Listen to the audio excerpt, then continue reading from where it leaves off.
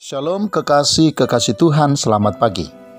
Saudaraku sekalian, doa dan pujian yang diangkat dengan hati yang tulus dan percaya akan menghadirkan kuasa Tuhan. Ketika orang percaya berdoa dan memuji Tuhan dengan hati yang percaya dan tulus, maka mujizat dan tanda-tanda heran dari Tuhan pasti akan terjadi. Hal itulah yang terlihat dengan jelas di dalam doa dan pujian yang dinaikkan oleh Paulus dan rekannya Silas. Di dalam Kisah Para Rasul pasal 16 ayat 25 sampai ayat yang ke-26 diceritakan.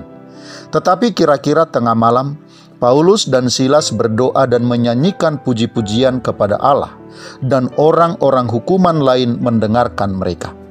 Akan tetapi terjadilah gempa bumi yang hebat, sehingga sendi-sendi penjara itu goyah, dan seketika itu juga terbukalah semua pintu dan terlepaslah belenggu mereka semua. Kekasih-kekasih Tuhan, ketika Paulus dan Silas berdoa dan memuji Tuhan, diceritakan di dalam ayat yang kita baca, maka kuasa Tuhan pun dinyatakan. Doa dan pujian mereka menyebabkan terjadinya gempa bumi, sehingga sendi-sendi penjara itu goyah.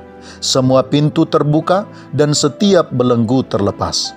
Paulus dan Silas serta tahanan lainnya sebenarnya sudah bisa membebaskan diri mereka. Tetapi Alkitab menceritakan, Paulus dan Silas tidak mengambil langkah itu. Mereka tetap ada di kamar tahanan di mana mereka ditahan. Bahkan ketika kepala penjara hendak bunuh diri karena khawatir semua tahanan sudah melepaskan diri, Paulus dan Silas mencegahnya dengan berkata bahwa mereka masih tetap ada di kamar di mana mereka ditahan.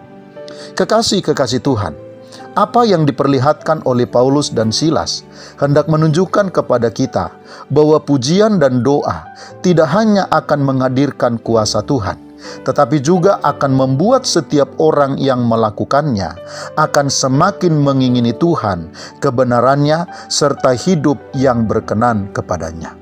Itulah sebabnya kekasih-kekasih Tuhan, ketika kita berdoa dan memuji Tuhan dengan tulus dan percaya, kita pasti akan semakin mencintai kebenaran sekaligus semakin mencintai hidup yang benar. Selamat pagi, Tuhan Yesus memberkati. Shalom.